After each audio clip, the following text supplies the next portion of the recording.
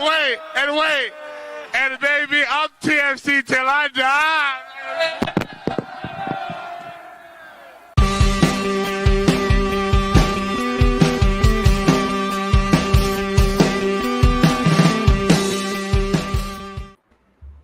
A transfer window like no other in a season that kind of feels like no other is now wrapped. A season's not wrapped, but the transfer window is definitely closed. And we're starting to see some of the fruits of that summer transfer window labor come through in results with Toronto FC.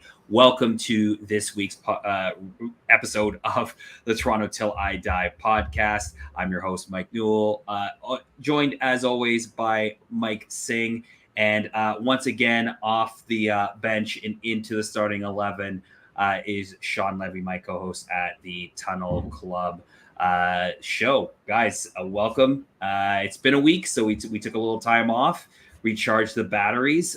In that time, we had 3 TFC matches. But how are you guys doing? How was your long weekend last weekend, and how was your weekend this past weekend?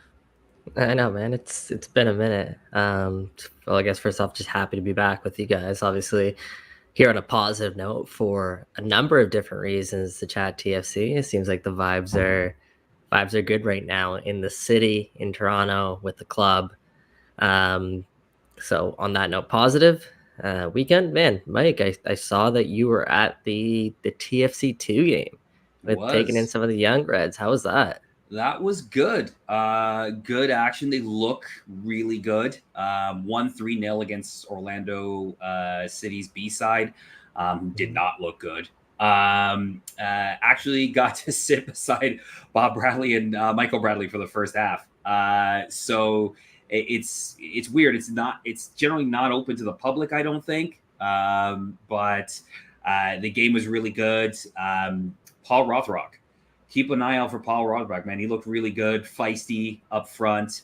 But yeah, overall, a really good experience and a really good game. In the twos right now, are sitting fourth in the Eastern Conference in MLS Next Pro. So looking like they're going to head to the playoffs, I think, for the first time ever in TFC2 history. Yeah. Go ahead, Sean. Yeah, I caught some of the highlights. They have been playing real well. Aren't they on like an 8 or 9 game unbeaten streak? So TFC 8 games, yeah. Okay, yeah, 8. So they're doing real well. Yeah, I've seen that Rothrock, is it pronounced? Yeah. Mm-hmm. Yeah, he's some minutes for TFC this year.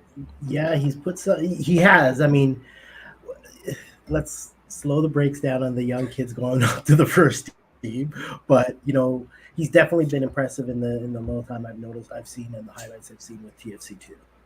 Yeah, it's interesting with you could tell the guys who've had senior minutes when you watch TFC 2, like Paul, like Themi. I always butcher his last name. Antaglu. Am I getting that right? Antonoglu. Okay, close. I'm probably butchering that too, but that's yeah. I gotta get. I don't have the pronunciation guys like you get, Mike. So I gotta get on that. But Jordan Peruzza, you can see even Stephen Yates.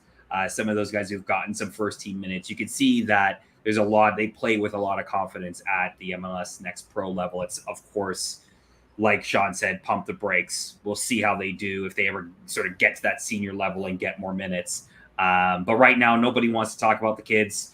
Everybody wants to talk about the transfers that came in during the summer window, a very, very busy window for TFC. And we knew that was going to be the case. Bob Bradley and Bill Manning both mentioned that throughout the season. That's going to take several windows for this to get built. It's funny enough, it's what Bob Bradley kind of told me yesterday at the game.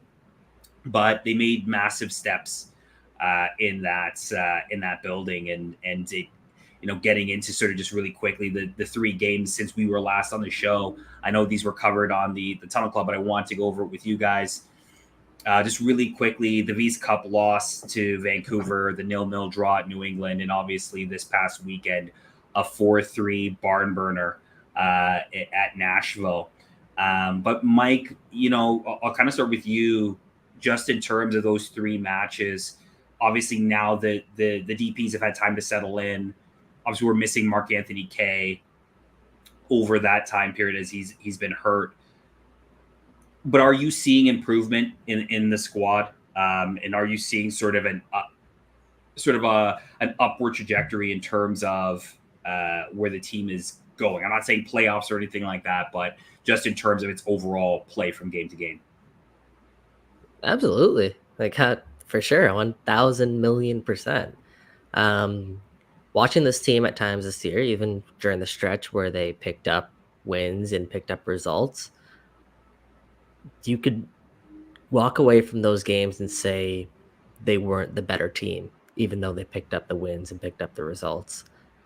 This last stretch, you have obviously the penalty shootout loss to Vancouver, the little bit of a demoralizing 0-0 draw to New England, because I think that game was very much in the balance for the team. And then this recent game against Nashville, all three of those games, you step away, you come away from those games thinking Toronto FC were easily the better team on the pitch for each one of those games. So I think that's the difference, is that you're looking at the football that this team's playing, some of the confidence that they're playing with, some of the passes that they're playing with. You know, Bob Bradley has come in and said that he wants to build a team that enjoys possession, likes having the ball at their feet.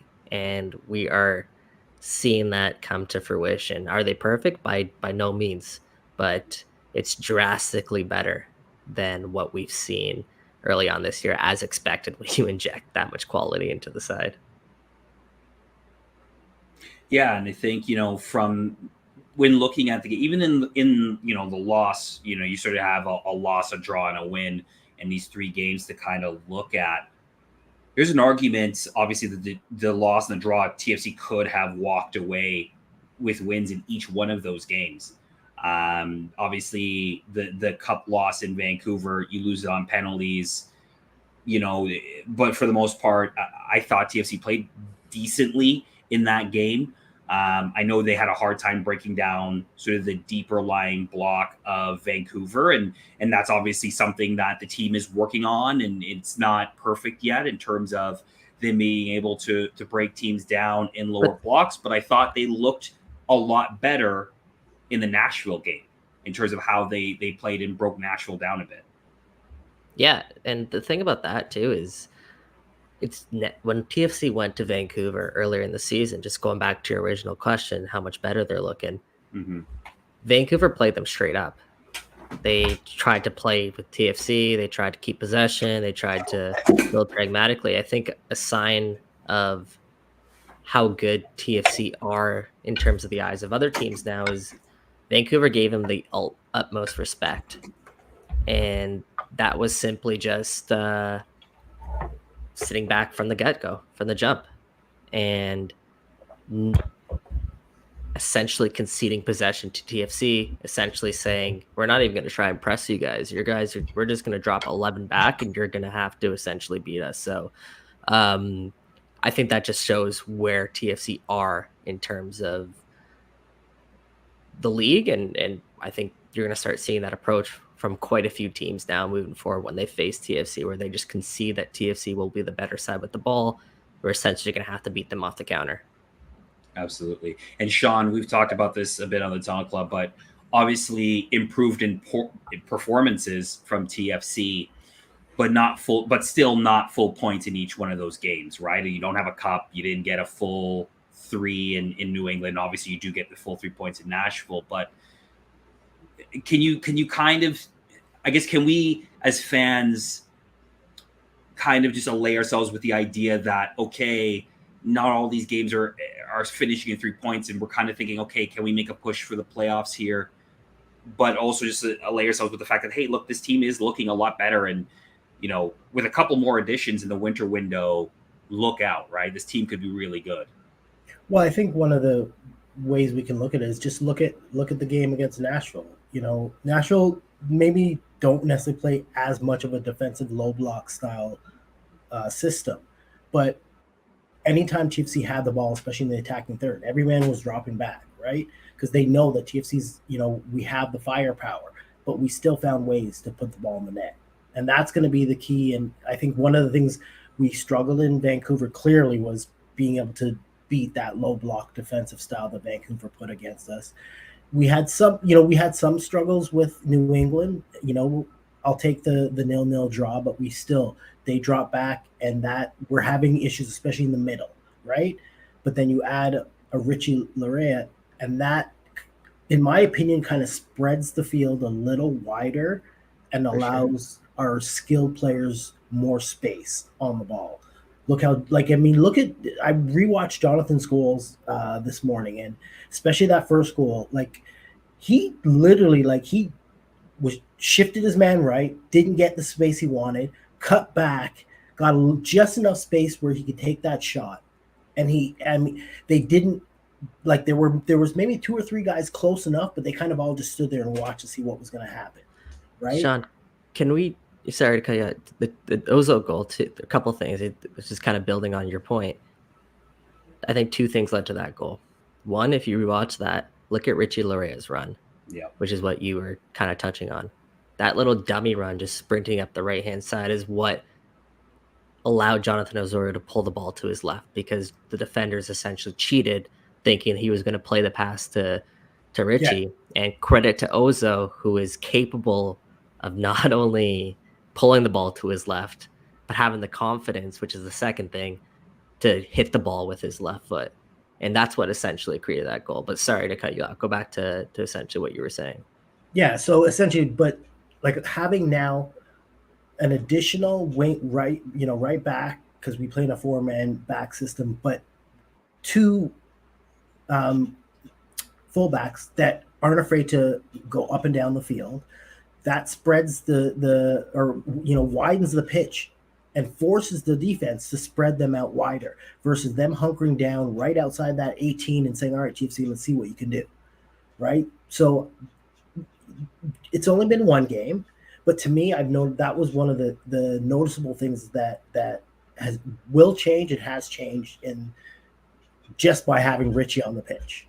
Well, let's sort of dig into that a little bit, and we'll talk a little bit about this more in segment 2 in terms of assessing the roster makeover from this window. But yes, in 3 minutes that Richie was on the pitch on Saturday, I mean, noticeable difference. I also noticed that it really opened up Federico Bernardeschi in terms of space. I noticed it a lot in the New England game where they were able to double and triple on him effectively and be a little bit more physical with him.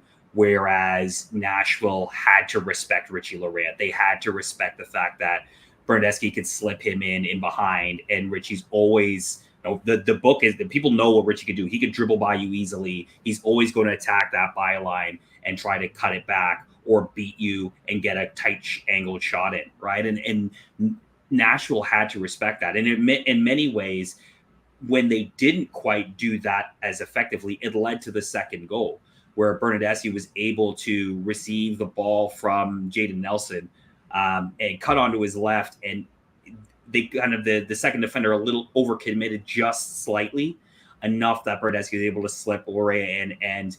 And look, again, I am a proponent of Kosi Thompson, but it's clear the differences between Kosi and Richie Laryea, right? Kosi might not necessarily have the confidence to hit that first time across the face of the goal, whereas Richie, first thing, he knows to do that because he knows someone's going to be there, especially as knowing Oso and where he was. Oso was the quickest to react and get that second goal. I thought that was a perfect illustration, or at least one of the perfect illustrations of how important Richie Laryea, his acquisition is to the team in this window. Kosi's not making those runs up and down the pitch. He's been hesitant to make those runs, and that alone is one of the the crosses Richie brings, the runs, the attacking the 18. I mean, like Mike said, Richie playing the dummy along the right side on that first goal.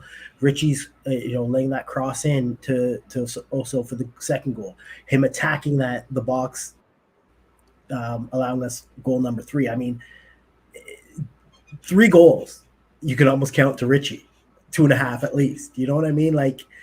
That's a big upgrade.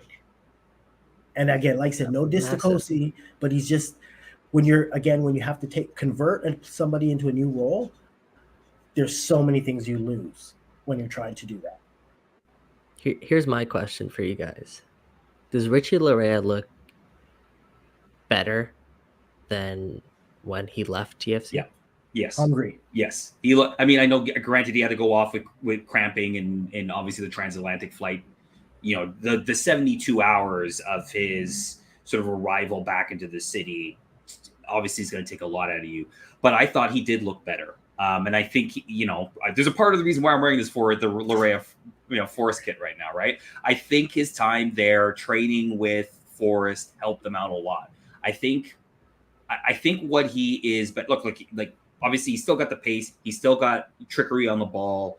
He's still has the ability, like we said, to drive at players and make them very uncomfortable, as Dan Lovett's found out the hard way, right? But I think he's also making better runs, at least in that first game. What I saw, I thought he made better runs. I thought he immediately had a really great connection with Bernardeschi, which is just massive. Like that's just massive for Richie, for the team, and for Bernardeschi as well, right? Like you could see at times in both the Vancouver and the New England game, with one with Jaden and the other with Kosi, there's just times he was not going to pass to them, right? He just was not going to pass to them and would rather dribble it far inside to try to connect on the left-hand side or try to play a 1-2 with Jimenez. So having Richie there and his intelligence in terms of when to make runs, how to make space, like you said, Sean, making dummy runs to open up space, that I think has improved in his game in the short amount of time he was at Forest. And I mean, I don't think Richie's played with the kind of talent, like no disrespect to who we've had on the roster before, but along the right side, who has Richie had that has been on the level of Bernardeschi? No. Pablo Piatti. That's the closest one. Right. So and is it that close? Like, no offense to Pablo Piatti, but there's a difference, right? So there's a difference. To me, that would motivate me. That would give you a hunger to want to play alongside somebody like that, who you're going to be giving and going throughout, the game. So I think there's that motivation as well, and I think he's hungry. He's been sitting for a while. He wants to show like he can play. We all know he can play, and I think he just really wants to just really show Nottingham Forest like, maybe you kind of just didn't really see what I can bring to the table.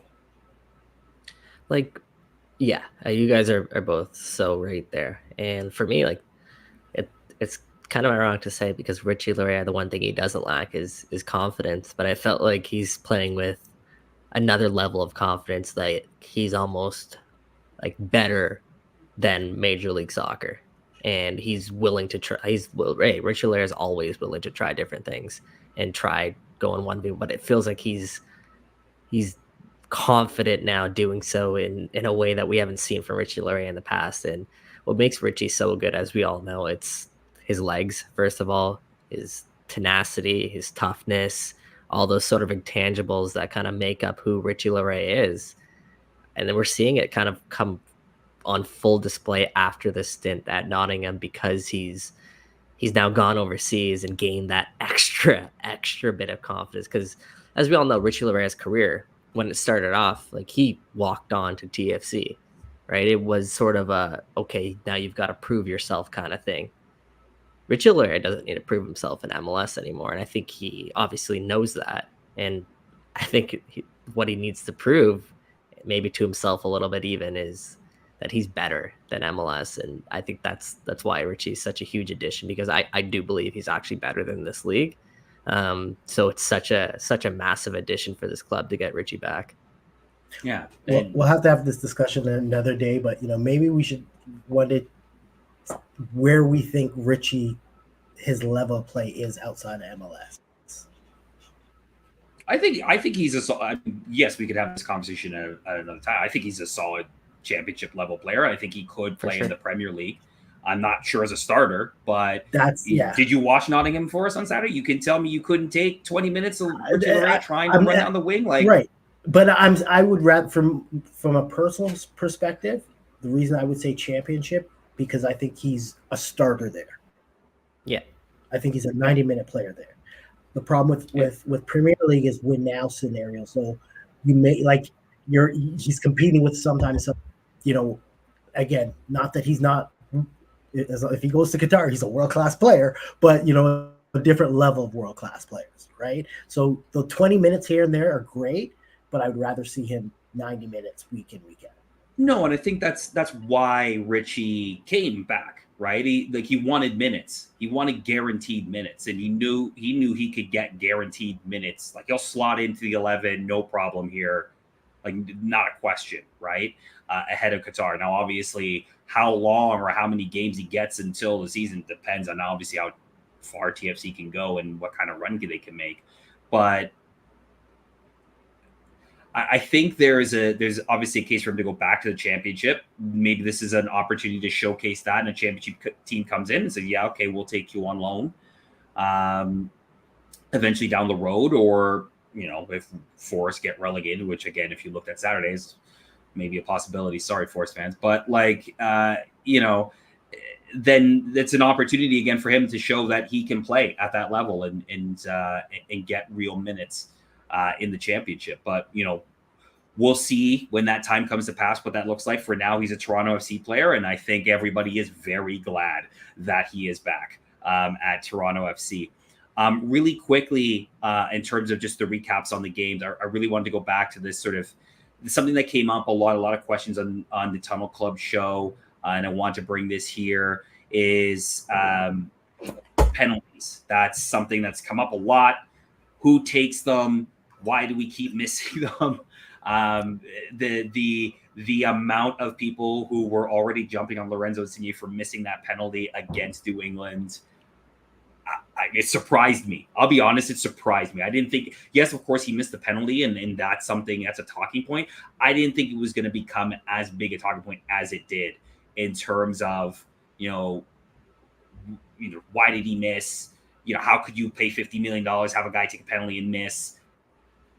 I mean, it's all tied back to the salary thing, right? I think he's going to have to navigate that, until he inevitably breaks out, which could have been on Saturday with an absolute stunner. I thought it was his best game in a TFC shirt. But, obviously, I think I know the answer here, but just were people overreacting a little bit in terms of just Insigne's start to life in Toronto? Because to me, I thought he was fine. Obviously no goals, but he was fine. Can we go back? I mean, people, I don't know why people overreact and go look at Javinko's stats. They're the exact same, basically. Like, he had 1 assist, 1 goal after 4 games. Like, they're like chill people, right? Like, fans overreact. What? First of all, like, I'm not gonna say I have no issue that he didn't take a penalty against Vancouver. Nothing that we can talk about there. Okay, we can go to New England. He lines up to take a penalty, then there's a delay because VAR. He mentally, you kind of you're ready, then you kind of drop for a sec, and you got to get your head back focused, right? That allows also the keeper to kind of like really set himself and get ready for the shot. He took a shit penalty. That's it. I don't think that's a judgment of his penalty shooting capabilities, or I don't think fans need to lose their ish over that. It's 1 penalty. Like, I'll take him missing that penalty and him scoring that cracker on Saturday any day, because that was a beautiful goal. So it's a penalty. Bernard Jesse went and popped. We have somebody who can take it for now.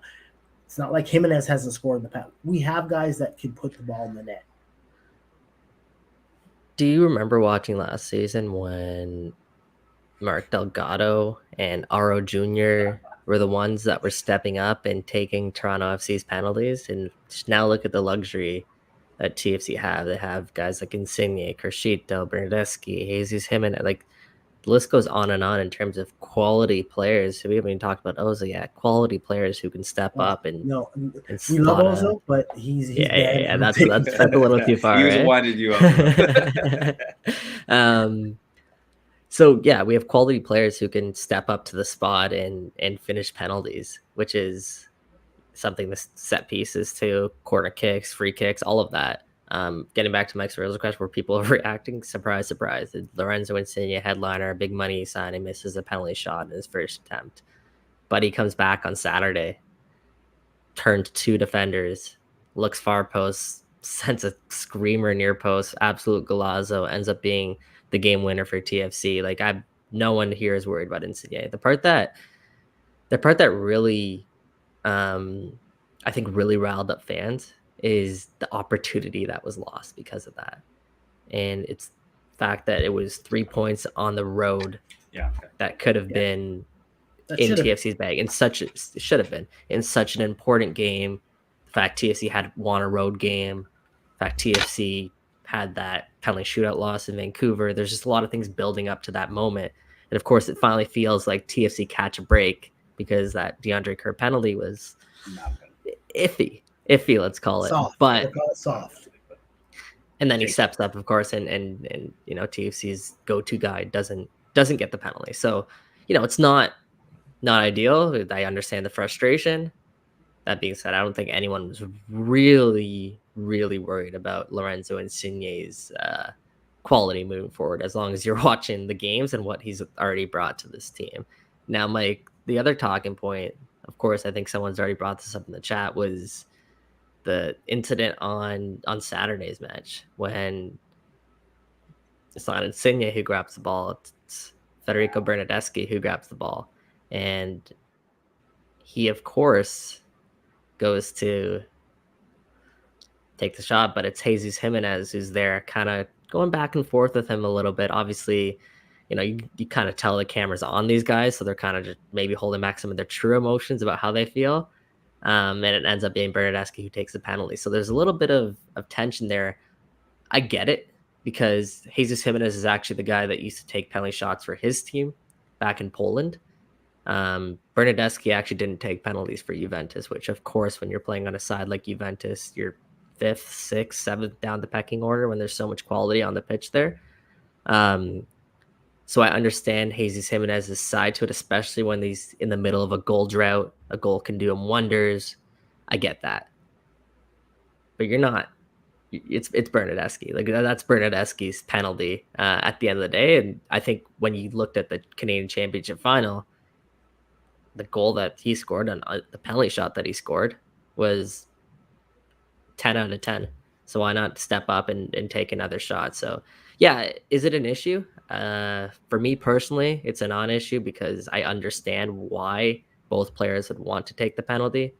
It's a good problem to have. You'd rather have people fighting over it than not looking around being like, all right, who's gonna be the one to take this penalty, right? So talking point, but nothing loosely. I didn't really read too much into it, other than I had a quick Gilberto Defoe flashback. Obviously different situation, as it was a free kick and not a penalty, but look, in that situation, Bernardeschi's taking the penalty. Like, I get it. Like, it's obviously Jimenez has been taking the penalties this year for the most part and hasn't been poor. He's been good. But Bernardeschi's taking the penalty, right? Like, has he taken the penalty? I thought he took at least one. He might have taken one. It's been paused usually. Oh yeah, that's true. It was mainly paused. So here's my. I was just gonna say go ahead. Quickly, when it comes to penalties, isn't Bernardeschi a DP? He is. So his status kind of like trumps. Hey, when you walk in the room, it's kind of like, you notice Insigne wasn't even around in the picture when it came to wanting to take that shot. Well, that was a pregame discussion. That was you missed the last one, buddy. Sorry. Right. So I like the fact that both of them are hungry and want to take it. For me, that's something exciting, that we have that desire from players to step up. I don't think it's that big of a deal. I like Mike said, I think, he's got a goal scoring drought. He just he wants to break it. He wants to get that monkey off of his back. I totally understand. Right. No, time, I think me personally, I wanted Bernardeschi taking the shot. I mean, look, when Bernardeschi put the ball down, it was one of the few times this year where I had no doubt that it was going in. Like, I did not have any qualms or any worry about, like, ooh, I don't know. Like, no, I had pretty sure he's going to rifle this, and I don't think Joe Wells has a shot at this. And it turned out to be the case, right? He didn't mess about, no stutter stepping, no trying to overthink his penalty. He put his left foot through the ball and smashed it. And if there wasn't a backing to the net, they'd probably still be traveling, right? Like, it was a no nonsense penalty, and sometimes it's what you need as a penalty taker. So right now, to me, it's Bernardeschi's the penalty taker until Agreed. something else happens. He's the penalty taker.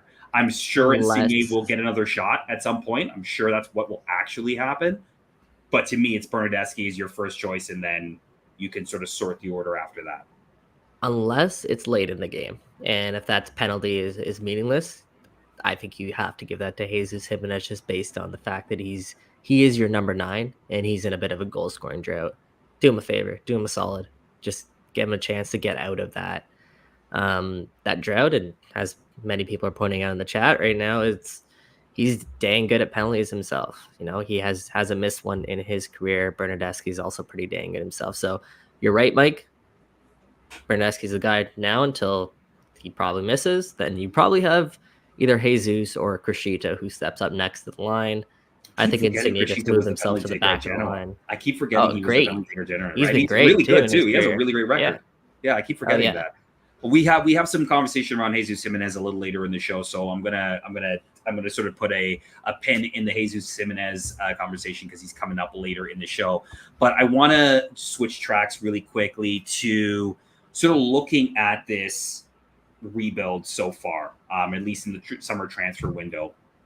A lot of ins, almost all exclusively ins, aside from Jake Schaffelberg going out the door and Ralph Priso.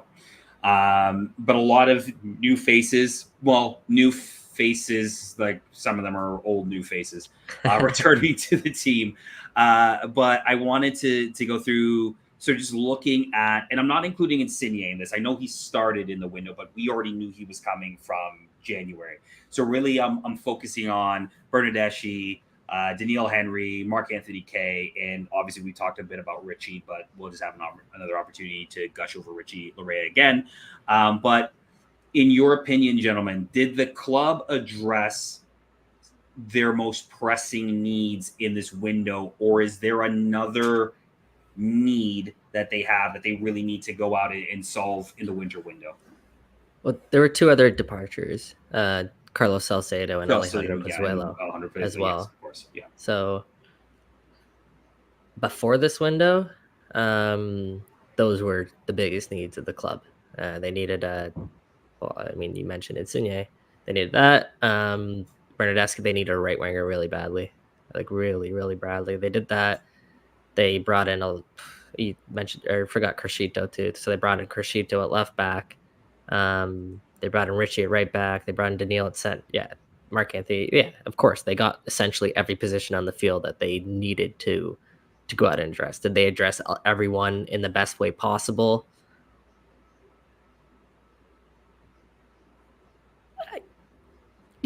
Honestly, they did a pretty dang good job. Like, I don't think it's obviously far from finished, the building, but to be able to accomplish all of this in one summer transfer window is actually, the more I think, like really, really, really impressive. And TFC are a much better team, way better team than they were heading into this year than they are now. Yeah, I would say for the most part, yes. I mean, the additions are in positions where we drastically needed help. I think probably the only area where we can we wish maybe we had maybe one more body is in that center back role. But outside of that, like, really, can you complain on, and this is no knock on Henry, but I just think, long term, that might be an area where we'll definitely be addressing in the off season. But it will be. I think for what we need to do for the remainder of this season, I think they did as best as they could within the short window. Like, at the end of the day, some of the moves kind of were forced upon them when you look at, the Salcedo. Like, I don't think they had intended for that to play out that way. It did not. Right. Did not. So that's a great point. When you're looking at it from that point of view, they kind of were like, all right, that's a hole that immediately needs fixing, but we maybe don't really want to long-term fix it now, just kind of like patch it. And they got a reliable MLS caliber center back, which is something we've all been asking for as depth piece. So True. they kind of really what they did is address their depth, knowing that, all right, not all these pieces will be here next year, but at least we still have quality that we can work with. And what I really like about that too, Sean, is the Henrys and the Richie Laryea, those short-term. Well, I still don't know if Richie Laryea is actually going to be a short-term deal. We'll see. But the Henrys and Larryas, the ones that you can just fit into sort of a short-term, those don't come around very often. No. Right? No. And the fact that they were able in such a short period of time to turn around, and I mean, it kind of fell into their lap a little bit, but the fact they're able to turn around in such a short time and get those guys over the line and address a need, that's impressive. And you got to compliment them. Yeah, and I think that, and it's funny, I keep forgetting to add Criscito because it feels like he's actually been with the team really long. He's fit so seamlessly into the team that it feels like he's been here for a long time. But yeah, those kind of short-term signings that you're mentioning, Mike and Sean, like, does that speak to sort of the power, I guess is the best word I can describe, of TFC? The fact that, TFC can come to you and be like, hey, listen, we need you for 8 months. Here's some terms. Do you want to sign? Most guys would like maybe balk. They might think like, I'll look at what else is out there in the market.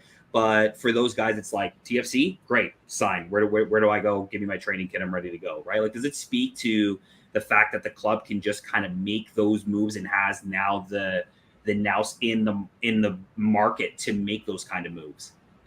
Well, I think it benefits both club and the player, right? A player like Daniil, like you get, released from your contract, you're kind of playing that waiting game, hoping a team's at least going to be giving you an opportunity. You get an opportunity with the club where you started, where you've always said you felt there's unfinished business here. You're hungry because it's a World Cup year. Like it's really an ideal marriage, essentially. And same for Richie. It's like, he probably had, from everything we heard, he had other opportunities to stay in Europe. But he knew that by coming here, he's going to be playing game in, game out, barring injury, right? Like there's nobody on that roster where he has to fight to earn an 11. It's a combination. Yeah. So I think it benefits both, not just, like the reputation of the club. I think the club also looks at it as maybe this could turn into something long-term for us. Let's take an opportunity here. This could be beneficial for us in the long run. Yeah, essentially, I'm going to echo what you're saying, Sean. It's a combination of things. It's the fact that both of those guys are hometown guys and know the club inside and out, very familiar, and the fact that the team needed both of those positions in both of those guys. So essentially echoing what Sean's saying, I think you're bang on there.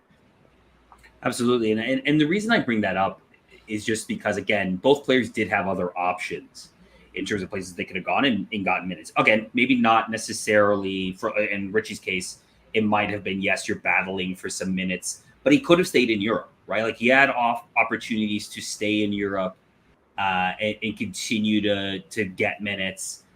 Again, maybe not 90 minutes in, game out, but probably with some assurances that he would get solid minutes on loan.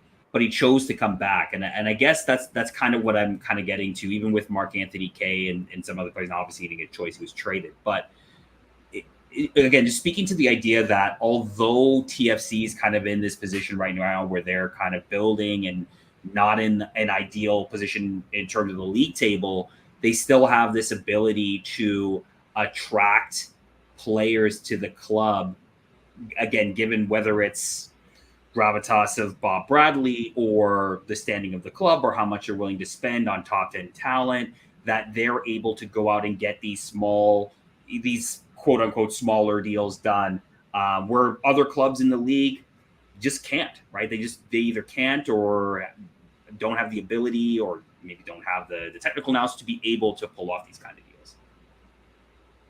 Yeah, that's who TFC is. That's all of the above. And they're a big club. They've been acting like a big club. Bill Manning said the second that they signed Lorenzo Insigne, the club's profile was raised to a level it has never seen before.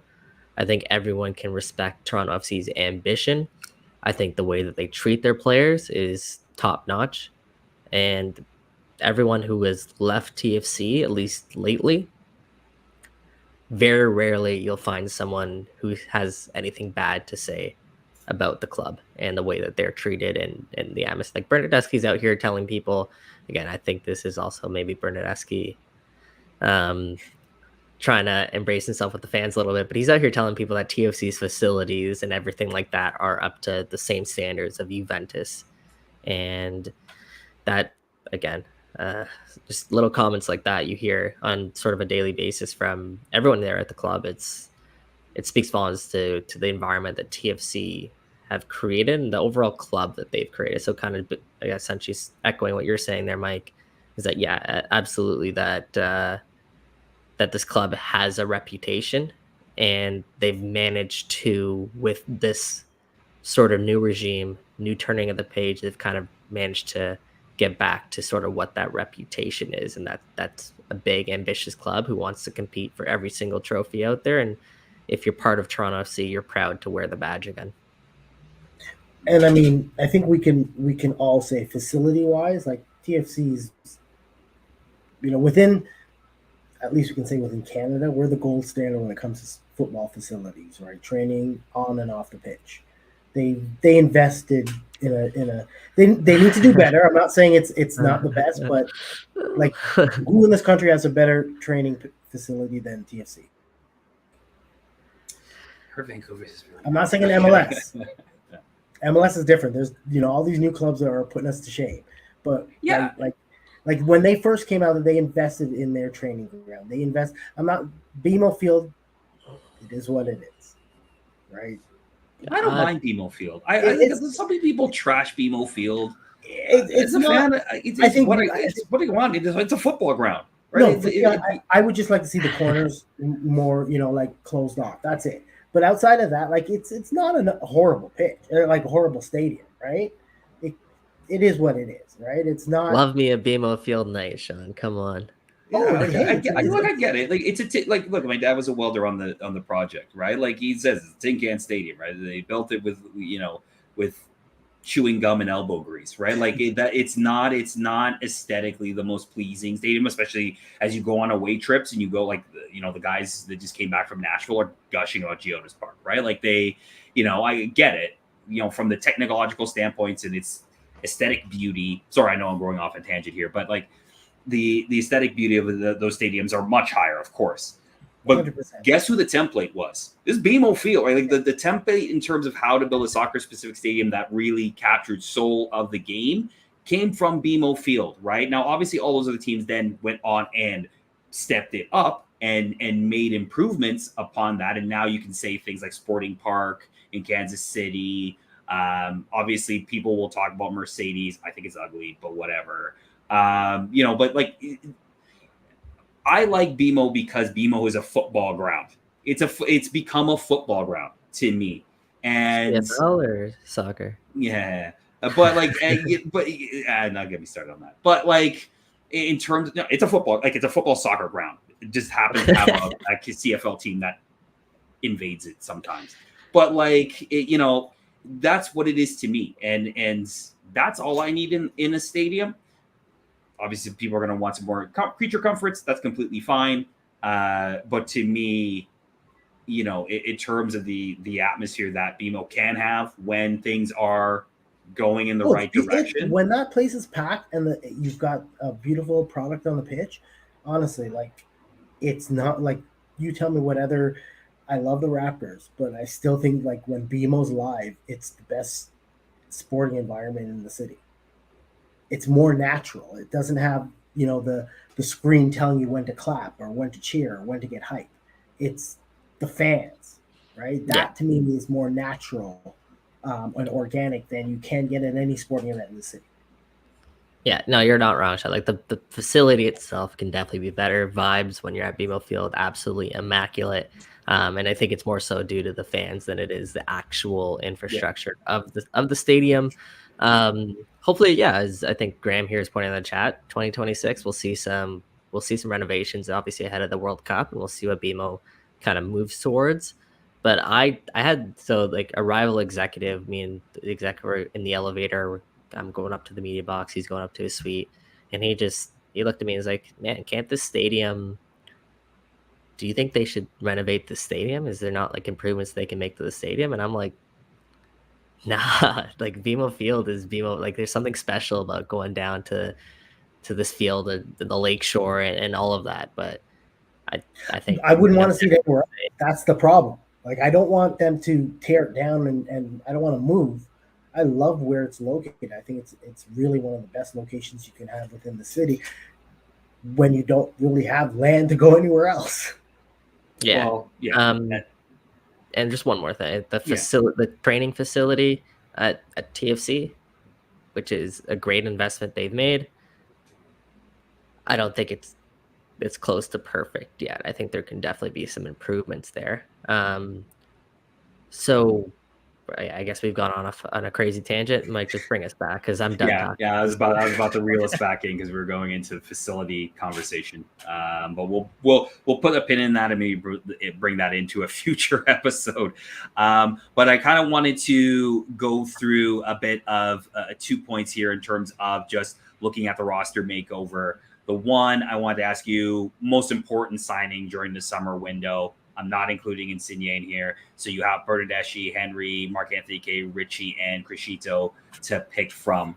So I'll start with you, Sean. Who was, in your opinion, the most important signing that the club made in this window? You have to pick one. No fence sitting. No like, oh, this scenario. No, pick one.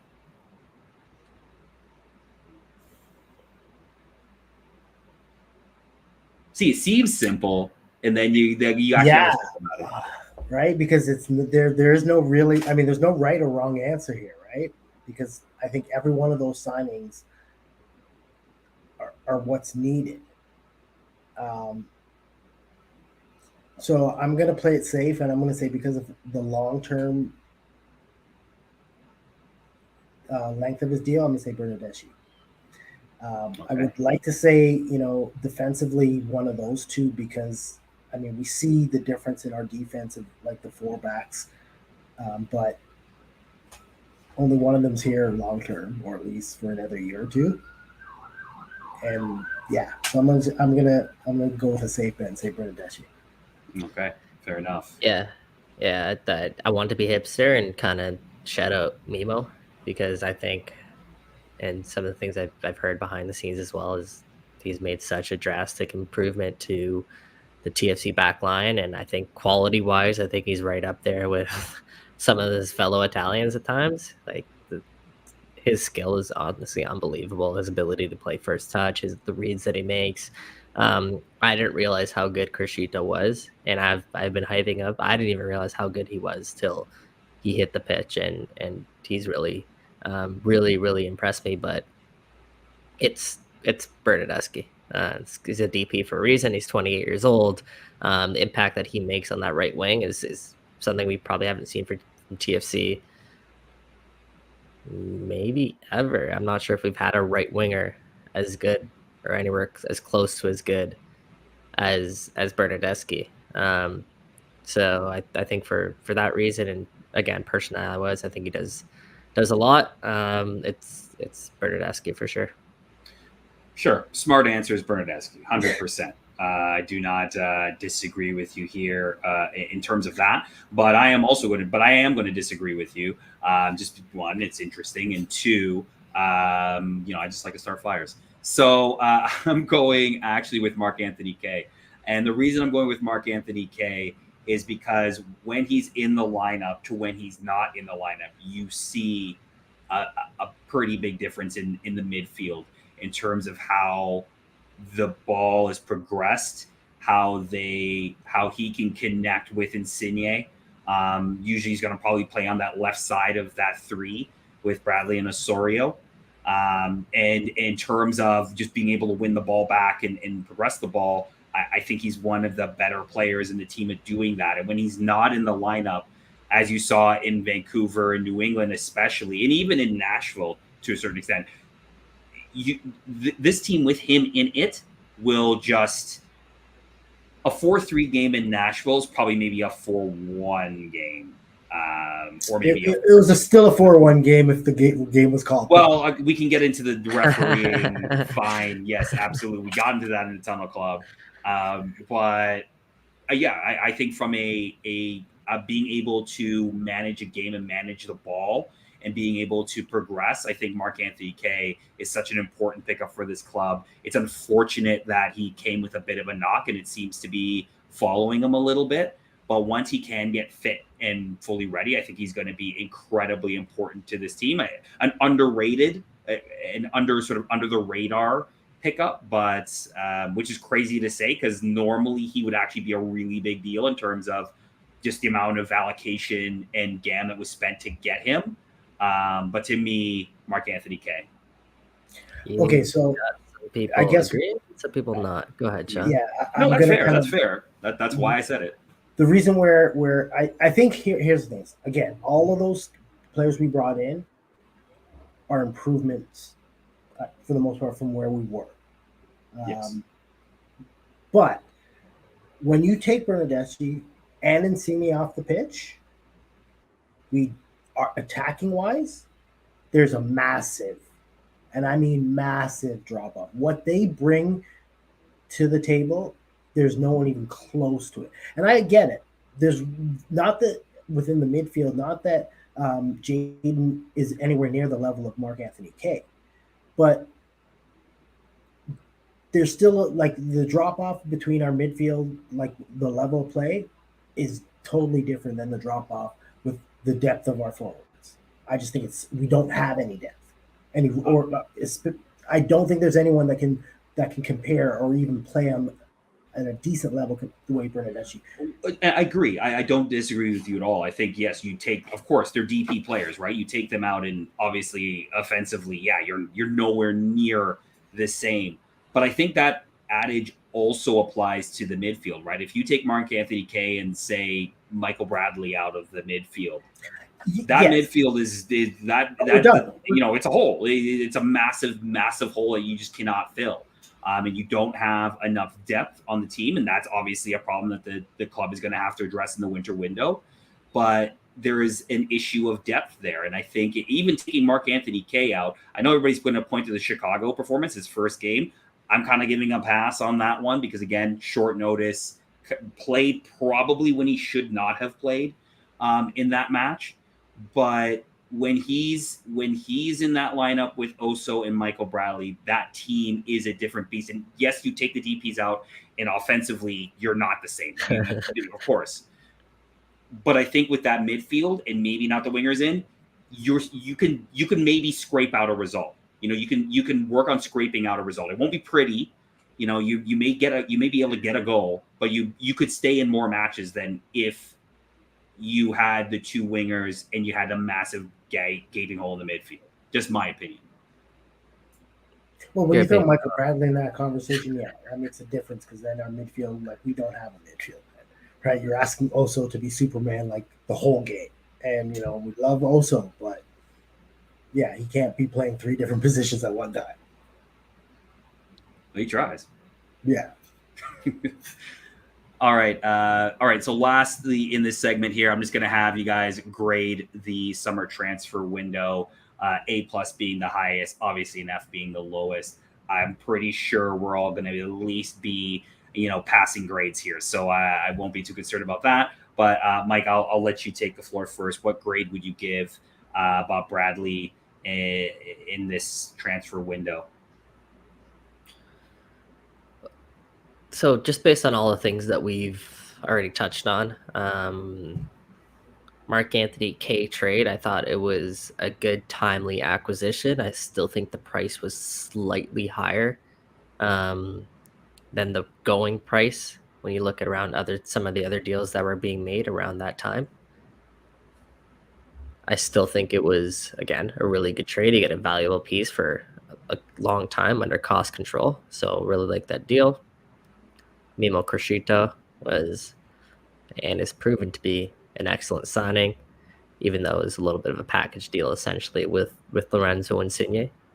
Bernadeschi was whenever you're bringing in a 28-year-old who spent majority of his career with Juventus and obviously the rest in the Serie A, like that's stuff that doesn't happen in MLS very often. So that's an unbelievable signing. The fact that they brought in Daniel Henry in the manner that they did, they were willing to get rid of Pozuelo. They were willing to, even if it's just for pennies, like they were willing to move on Pozuelo to open up that DP spot. So they got that job done. Jacob Schaffelberg, yeah, you're getting allocation money that ended up being needed for obviously the Richie move. You're getting that for a piece you probably won't lose very much sleep over missing, which is no offense to Jacob, just sort of the role that he had on this team and the players that TFC are bringing in. And then, of course, the icing on the cake was Richie. So with that in mind, it's tough not to give this team an A or an A+, to be honest with you, because of the pieces that they brought in are like, we look at Mimo, and I think aside from maybe a Kai Wagner, he's probably the best left back in MLS. Lorenzo Insigne, you can don't have to go too far to this line. Yeah. You probably make an argument he's the best left winger in Major League Soccer. Bernadeschi, in terms of a right winger, he's probably top 2, top 3 in the league right now. And that's, of course, because Gareth Bale and Carlos Vela exist. And then right back, Richie Laryea, man, I'm throwing him right up there among the best right back. I think he's the best right back in the league. He was going to be paid like the best right back in the league if he had signed this deal, and I think he was arguably the best right back in the league. Exactly. So when you're bringing in those players, it's tough not to give this team an A or an A+ in terms of the window. And then, of course, Daniel Henry is the insurance for such a valuable deal. So yeah, it's a great window overall for TFC, though there's still more work to be done. Absolutely. Sean, your grade? I'm going to be saying the last time I gave a grade, it came back and the team tanked right after. So I'm going to say, be conservative and say a B. And that's not that I really have anything to complain about. I don't have anything to complain about. But I just think the true grading of this window is what happens between now and the last game of the season. If the team makes the playoffs up, to me, and I know that's maybe being taking the easy route, but I think they're great. I guess maybe I would have liked to see maybe one more player brought in up front, because I have no confidence in our 2 strikers right now, or any of our strikers outside of our wingers. And so for me, I just, I wouldn't have been sad to see at least one of those guys on the bench go in order to bring in one more striker. So that's why I'm not complaining on that we have, but I'll go with a B. Okay. The reason I just disagree with your, I guess, logic there and mine says based on the rest of the season is because each one of these signings are, except for Daniel Henry, are here beyond 2022. Yeah. Right. So I'm not sure if these are all long-term pieces. So. Yeah, but if we make the playoffs, then it looks like these signings were A+. I think the team went on an amazing roll, and you couldn't have asked for anything better. Yeah, but I still think these are A signings, though. What if the team wins MLS Cup in 2023? Oh well, that's an ideal scenario, but that's a combination of now and the next, like all the windows building up until that point. Okay. Yeah, and I see your point, Sean. I'm going to give the team an A. The only reason it's not an A plus is I agree with Mike. In some cases, I think they just gave up a little too much in terms of allocation money and some of the sort of internal MLSE moves, if you want to call them that, between the trade for Mark Anthony Kay and the Gam Tam Shabam of Richie Laryea, whatever happened there between the number 1 and 2 allocation. I don't even want to get into that because that starts talking about roster allocation rules, and I don't care. But that's the only reason they don't get a plus. I think it's an A plus, and I think it could be an A plus not just for this season, because this is kind of the core, again, aside from maybe Daniil Henry, who I actually think is probably going to end up sticking around with the club next year anyway. I think so. This is the A plus. This is kind of like the core of the squad, right? Now you're really going to start adding depth pieces in and around that kind of core that you just all brought in this window.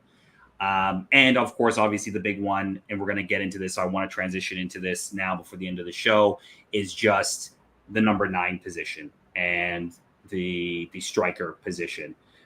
We got a lot of questions about that on the Tunnel Club. I asked for 3 burning questions. We got a lot of those questions. I even have one in the 3 burning questions because there's just been so many of them. This seems to be something that a lot of fans want to talk about in terms of, do we have an issue right now? And when I say issue, I mean more of a, do we have the right pieces right now at the number 9 position for the club between Jesus Jimenez or Ayo Akinola? It seems like people are kind of like the goalkeeping scenario, are starting to take sides, which again, sure. But, I guess my first question from this is just, do you have confidence right now for the rest of this season in, it sounds like they're going to write it out with Jesus Jimenez maybe as the number 9. Do you have confidence in keeping Jimenez in the starting 11 going forward? Sean, I'll start with you. I'd have no confidence in either one of them, if I'm being real. But no, I don't think we have the answer. Right? I think they're going to ride him out simply because they feel he might bring a little bit more to the table than Ayo. But I don't believe I think at this point they're hoping the goals are going to come from everywhere else and not focus it. Like, they're not worried necessarily on scoring goals because of who we have around them. But I think long term, neither one of those guys will be our number 1 option. And I don't think they can be after this season. I think Ayo, you have the ability because he's young. We know he had a major injury. Mentally and physically, sometimes it takes a player a while to kind of really get back into it. But I would be willing to keep him as a piece, but I don't have confidence in him as. Okay, Mike. I'm not willing to write off any of those 2 just yet. I think lately neither have stepped up and shown that they want the number 9 and they deserve to be starting as the number 9. But I also think it takes time for both of these guys to adjust to a new style of play, new players, new team. Like, there's no number 10 feeding Jesus Jimenez the ball anymore. It's now coming from the wings. I thought against Charlotte, I thought he looked really good against Charlotte during that game. I thought he linked up well with the rest of the team. The one thing about Jesus, and I think it's a little frustrating, when you have Insigne and Bernardeschi on the pitch, he almost can't afford to have Jesus Jimenez kind of just moping around and not willing to move and do some of the dirty work that I think you ideally need of someone in that position when there are those guys on the pitch already. I think that was one of the biggest issues with Paz, and that's what they foresaw when they decided to move him. Io brings a little bit more to Jesus in that regard, in terms of he's probably a little bit more mobile, is a little willing to work a little bit more, willing to be a little bit more physical. But Jesus obviously has the quality. Again, I think you show up Saturday, you score a goal or 2 goals. Now we're talking like these guys. We're now praising our number 9s and how good they can be with the rest of the. I want to see how this. I got to give them a bigger, I guess, sample size in terms of games before I write them off. Am I confident in either one of them? Not entirely confident. No. No, and that's fair. I like Jesus Jimenez when I feel like he's engaged in the game. And you talk about that Charlotte game. You know what I felt made Jesus really great in that game is he was willing to run in between center backs and get in behind a little bit, and play a little bit differently. Obviously, he's a skilled player with the ball at his feet, right? Like he's really, really great, and he likes to sometimes drift out, especially to the left, and pick up the ball and play and connect with players and things like that.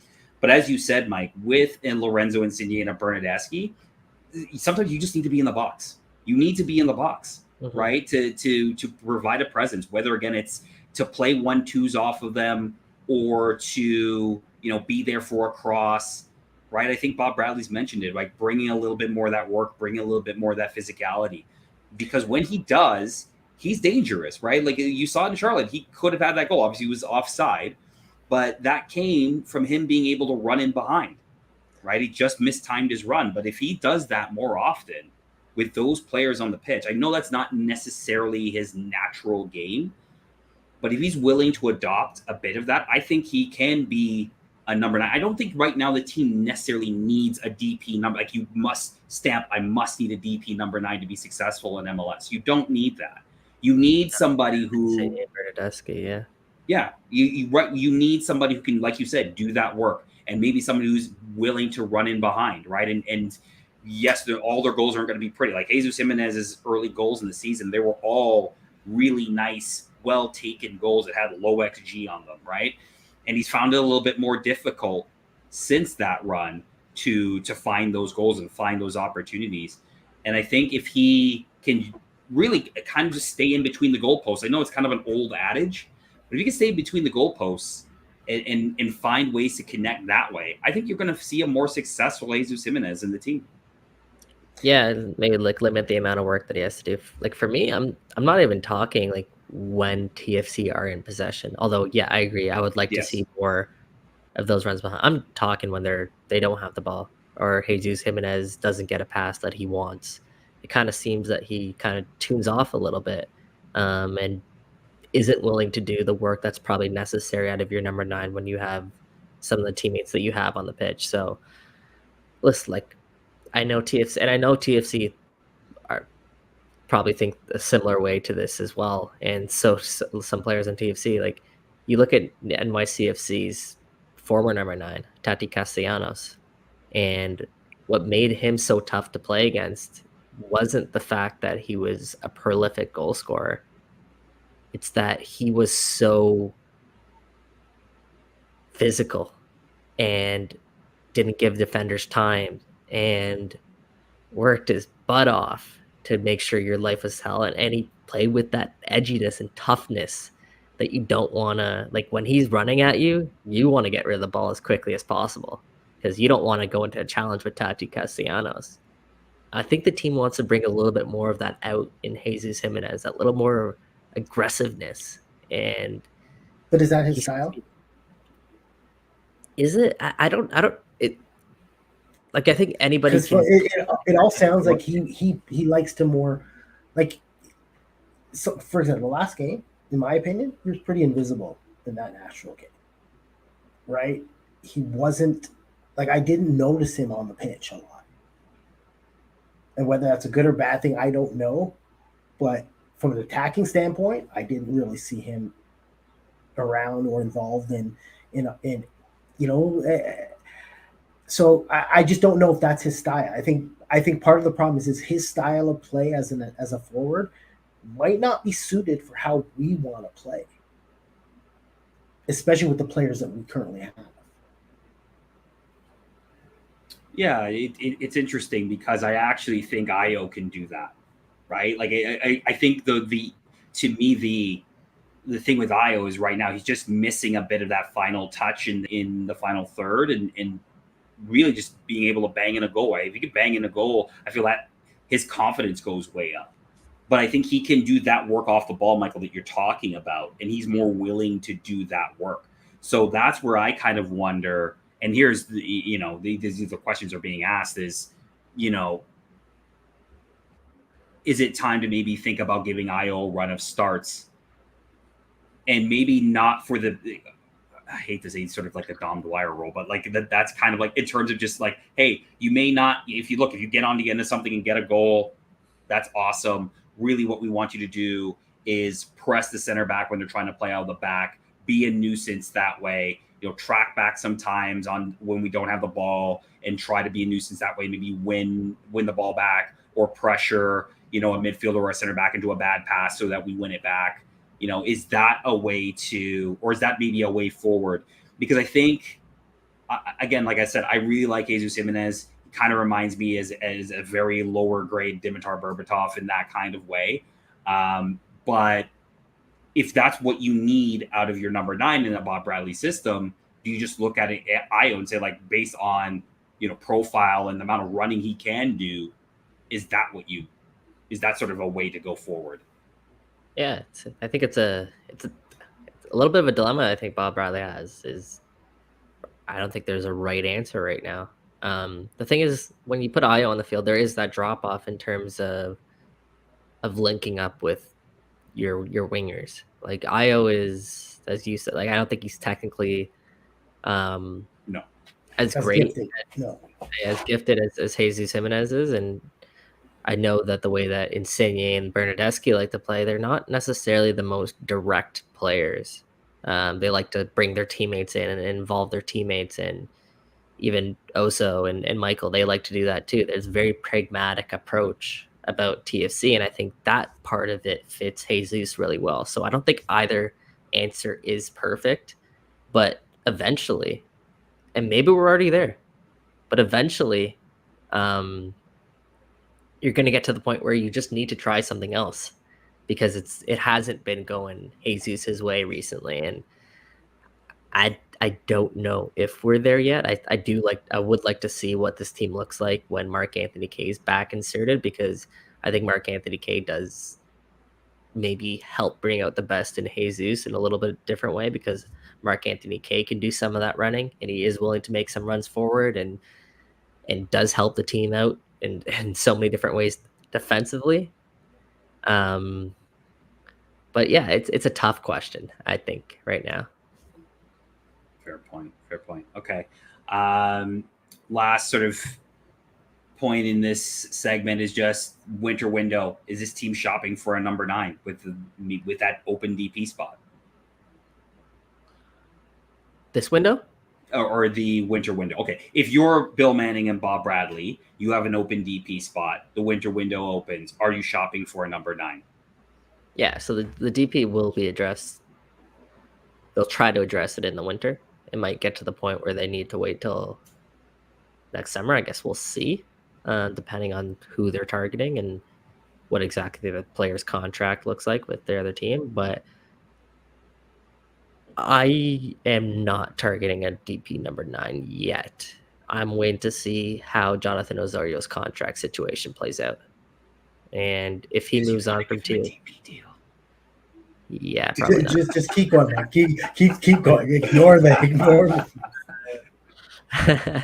But if Ozo decides that he, the best move for his career, whatever best is to him, is moving on from Toronto FC, then I think you have to spend that on a central midfielder, because Michael Bradley is obviously getting up there in age, and the loss of Osorio is going to be a big one.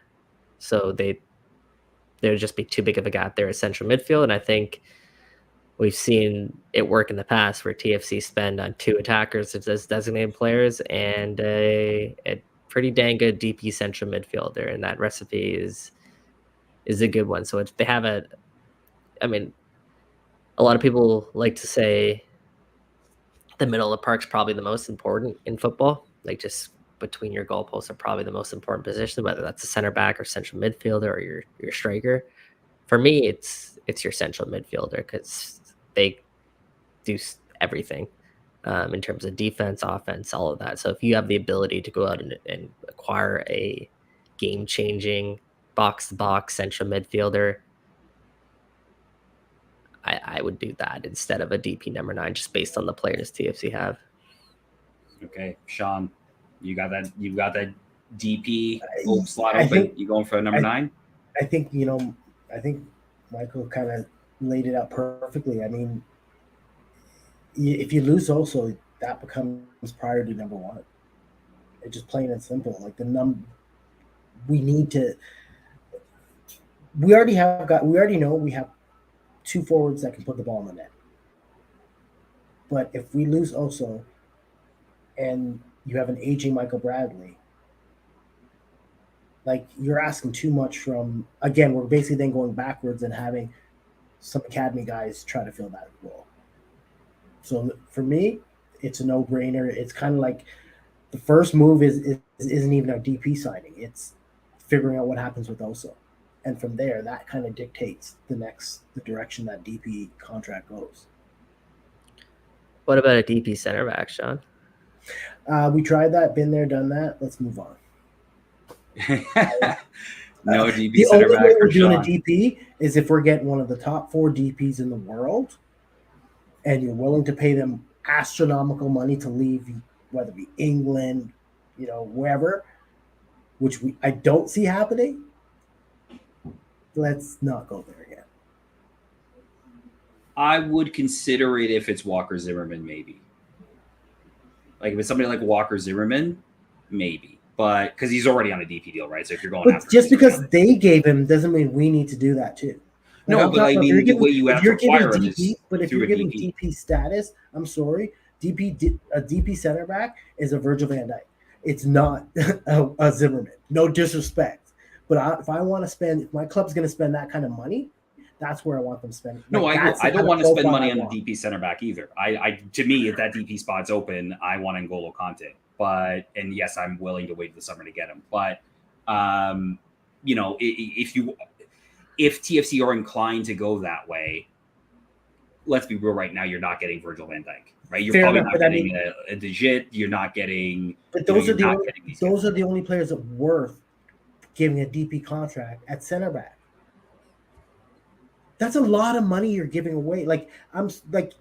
Again, I understand that, Zimmerman, and that's not knocking Zimmerman, but like I would rather, give him as much gam and tam as we can before giving him a DP contract. And I understand once he's got that DP, he figures he's up there, but yeah. There's that. I'm not sure if it was he's not a Rob Bradley guy more than LAFC. LAFC were changing the way that they were recruiting players, right? Like that's part of the reason Bob left, from my understanding of the situation at LAFC, is they were going in a different direction in how they were going to recruit players.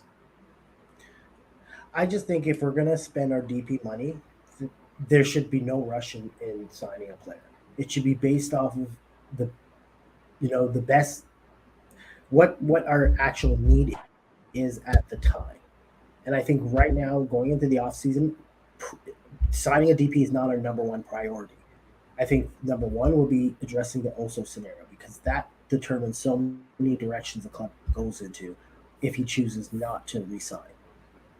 Okay, that's a very fair point. That's a very point. I didn't really think about it that way, but that's a fair point, right? Like if Oso stays, I mean, you still try to find a DP central midfielder and maybe cut down Michael Bradley's minutes a little bit, right? Like, or do you go for that DP number? No, I would.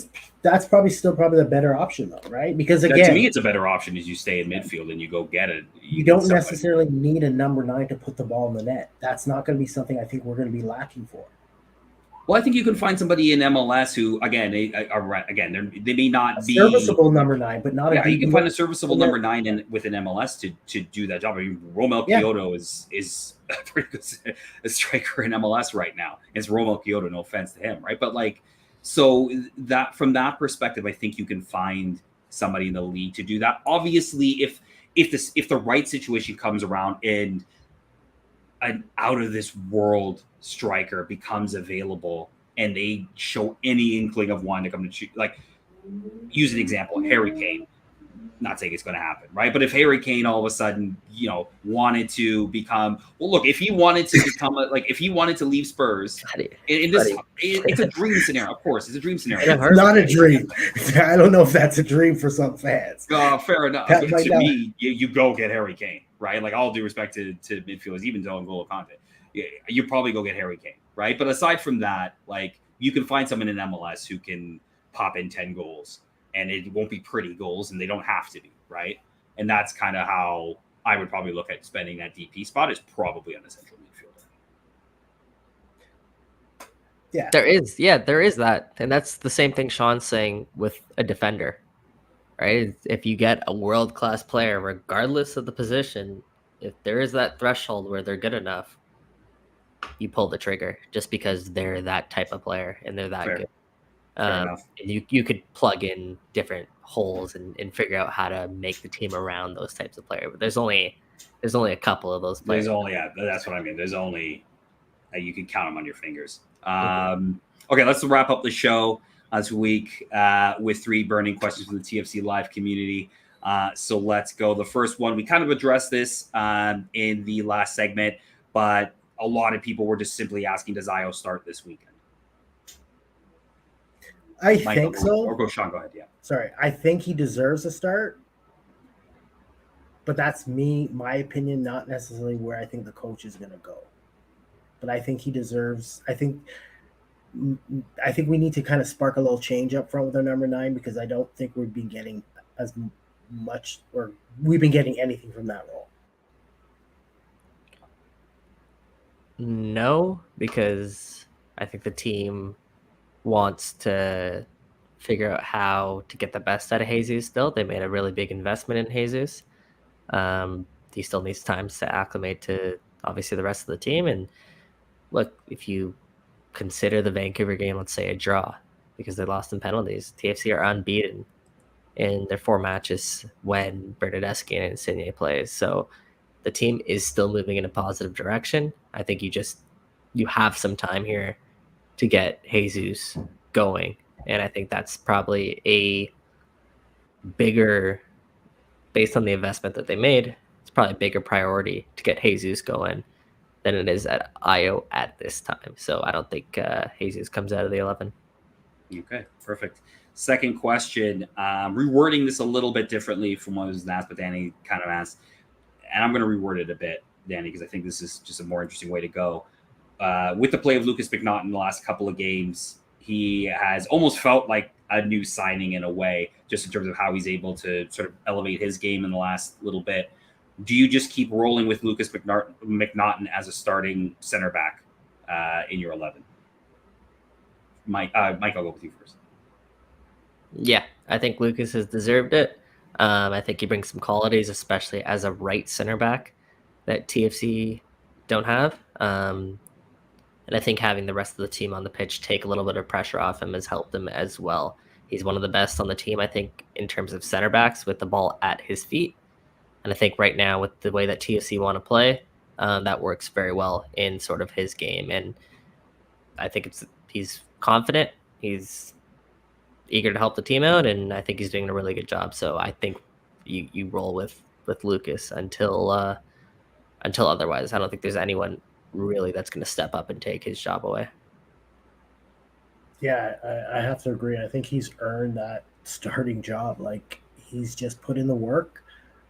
He's shown the improvement. He's become solidly reliable. Like, you kind of don't really, like, I don't really, when I look at the lineup and he's out there, I don't really be like, oh, I'm like, all right, let's do it. It's truthfully like, I was more worried, like, what Chris Mavinga are we going to get?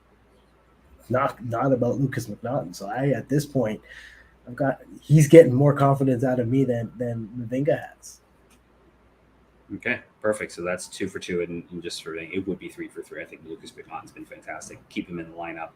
I know even if Shane O'Neill gets healthy, I think you can find time to plot Shane O'Neill into the 11, maybe even with him, even though I know they like to go right foot, left foot at center back. But you could plot Shane O'Neill, I think, in there, and they can play well together as a pairing.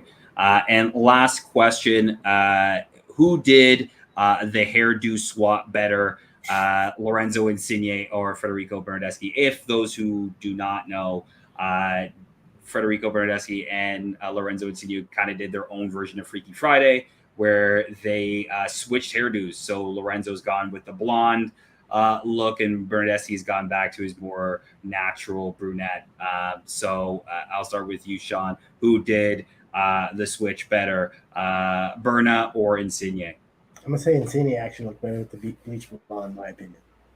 Okay, you liking the Cisco look? You liking the rocking the not well? I guess Cisco's more silver, but he went. Cisco's my generation, and maybe one day I'll let our fans see a picture of me in my blonde days. Oh. Yeah, I went there. I went there when I was young. I thought it was hip. I think the fans need that one, Sean. Oh, Sean. It's out there in the social media. It's out there in the sphere. Okay. I think TFC Live have their mission now. How long ago? How old were you? How old am I now? No, how old were you when you had the blonde hair? Yeah, I would say around 23, 24. Oh, we need that. I need that. Cisco was live, and it was, yeah. There's some people listening to this who weren't even alive when Cisco. Yeah, they're like, who's Cisco? Like, what's that? Well, that's another show, kids. Yeah. Okay, you going Berna or you going Insigne? Yeah, so I told the story on the Lost podcast about me being at training, and not being able to recognize Bernardeschi because I saw Insigne obviously with the bleach blonde, and Bernardeschi kind of just stood in. But I like my DBs having a little bit of flair, a little bit of swagger, and being able to stand out a little bit. So I'm going to go with my boy Insigne going blonde. And obviously, hey, with that Galazzo, it worked. So, hey, if you're going to keep doing that, stay blonde, man. I don't care if you dye your hair pink. Just, keep doing that. Well, I'm sure Lucas McNaughton gave him some bleaching tips. Some hair tips, to get that just right. I'm going to go with Berna. I thought he looked pretty good, and obviously he also got himself a goal. So really, exactly. Just keep on dyeing those hair, boys. As long as those goals keep going in, maybe give Jaden don't do that at all. Just keep your hair as is. You're perfect as you are. Okay, we'll wrap up. A maximum of 2 players at one time. with bleach blonde. Hey, well, the last DP that went bleach blonde was Pozuelo, and he went Pozuelo in 2019, took us to a cup final. So good omens in that regard. Okay, guys, we'll wrap up the show. Again, thanks for listening to Toronto Till I Die. We love the comments. We love you guys interacting with us. Thank you so much for listening. If you could do us a favor out there, subscribe to the show wherever you get your podcasts. And then if you can, please drop a review. That helps us in terms of the good old algorithm and getting us out there to more TFC heads. We'll be back next week with another Toronto Till I Die show. And also we will be back with a Tunnel Club show this weekend after TFC's match against Portland at home. But for Michael Singh, you can follow him at Michael Singh 94 on Twitter. And for Sean Levy, you can follow him at CDN Footy. It's Mike Newell. You can follow me at Football Saves. Have yourself a great week, guys. We'll talk to you soon. Take care. And wait. And baby, I'm TFC till I die.